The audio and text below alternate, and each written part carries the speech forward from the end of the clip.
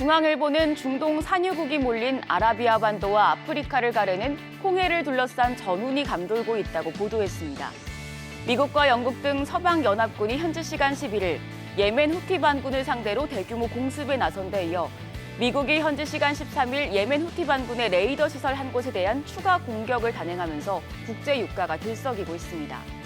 석유 전문 매체 오일프라이스닷컴은 미국과 이란이 참전하는 중동 전쟁으로 확산할 경우 국제 유가가 배럴당 110달러까지 치솟을 수 있다고 전망했습니다. 가뜩이나 급등한 해상 운임에 국제 유가까지 출렁일 경우 중동 리스크가 인플레이션을 자극할 수 있다는 우려가 나옵니다.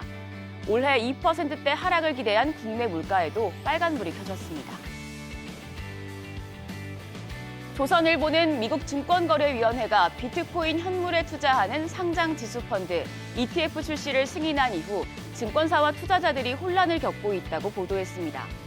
미국에 앞서 캐나다와 유럽 등 비트코인 현물 ETF가 상장돼서 전 세계적으로 42억 달러가 이런 ETF에 투자됐고 거래 중입니다. 금융위원회는 11일 미국에 상장된 비트코인 현물 ETF 거래를 불허하는 유권 해석을 내면서 캐나다와 독일 등 다른 나라에 상장된 상품까지 거래를 중단시켰습니다. 그런데 14일 금융위가 비트코인 선물 ETF는 기존과 같이 거래가 가능하다고 밝혔습니다. 일부 증권사들은 당국의 눈치를 보면서 비트코인 선물 ETF 거래도 중지했다가 번복하는 일이 벌어졌고 기존 거래가 잠깐 막히면서 투자자들은 혼란을 겪어야 했습니다. 이를 두고 일관되지 않고 뒤늦은 뒷북 규제라는 지적이 나옵니다. 한편 일각에선 가상자산 투기 심리에 불이 붙으면 걷잡을 수 없이 번지는 특성상 정부가 신중히 접근할 필요성도 있다는 의견도 있습니다. 다음으로 한국경제신문은 미국 중앙은행이 지난해 연간 최대 규모의 영업 손실을 기록한 것으로 집계됐다고 보도했습니다. 미국 중앙은행은 지난해 1,143억 달러의 연간 영업 손실을 봤다고 밝혔습니다. 이 같은 손실은 코로나19 팬데믹 기간 시장 유동성 지원을 위해 대량의 국채와 모기지 담보증권을 매입한 영향이 컸습니다. 미국 연준은 이후 물가가 급격하게 상승하자 긴축적인 통화 정책에 들어서며 금리를 올렸고 기존 매입한 국채 및 모기지 담보증권과 관련해 지급해야 하는 이자 부담도 커졌습니다.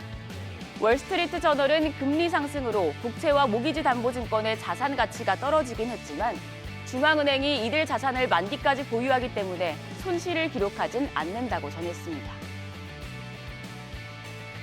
한국경제신문은 현대자동차와 기아가 전기차 가격을 최대 7,500달러 깎아주기로 했다고 보도했습니다. 인플레이션 감축법에 따라 미국에서 생산한 전기차에만 주는 보조금과 같은 규모입니다. 현금 보너스를 적용하면 현대차 아이오닉6 SE의 권장 소비자 가격은 34,950억 달러로 새해부터 IRA 보조금 명단에 제외된 테슬라 모델3 후륜 모델보다 가격이 낮아집니다. 새 공제 방식이던 IRA 보조금이 올해부터 구매 시점에 바로 현금으로 받을 수 있도록 바뀌면서 전기차의 가격 경쟁력이 더 중요해지자 현대차 그룹도 파격 할인으로 승부수를 던진 겁니다. 지난해 미국 전기차 시장 판매량 2위에 오른 현대차 그룹은 공격적인 마케팅으로 수요 둔화를 돌파하고 상승세를 이어간다는 전략입니다. 다음으로 한겨레 신문은 로이터 통신을 인용해 유럽연합 경쟁당국이 대한항공과 아시아나항공의 기업 결합을 최종 승인할 방침이라고 보도했습니다. 로이터 통신은 현지 시간 12일 대한항공이 시정 조치안을 제출한 데 따라 유럽연합 집행위원회가 두 항공사의 기업 결합을 승인할 예정이라고 전했습니다. 유럽연합 집행위원회는 다음 달 14일까지 기업 결합 승인 여부를 결정할 예정이었지만 집행위 내부의 긍정적인 분위기가 감지되면서 이르면 이달 안으로 최종 판단이 나올 수 있다는 관측이 제기됩니다. 다만 대한항공이 유럽연합의 승인을 받더라도 최종 기업 결합까지 미국과 일본 경쟁당국의 심사를 통과해야 합니다. 일본의 합계 출산율이 1.26명으로 떨어지면서 국가적 대책 마련에 나선 가운데 동아일보는 일하는 방식을 개선해 생산성과 출산율을 동시에 높인 이토추 상사의 시스템을 분석 보도했습니다. 20년 전만 해도 옛날식 업무 방식을 고집하던 이토추 상사는 2010년 사내 어린이집을 설치하고 2013년 아침형 유연근무제를 도입했습니다. 이를 통해 2012년 0.6명이었던 이 회사 직원들의 합계 출산율은 2021년 1.97명으로 3배 이상이 됐습니다. 저출산 대책으로 고민하는 일본 정부는 이토츠 상사의 일하는 방식 개혁을 모범 사례로 꼽고 확산에 나서고 있습니다.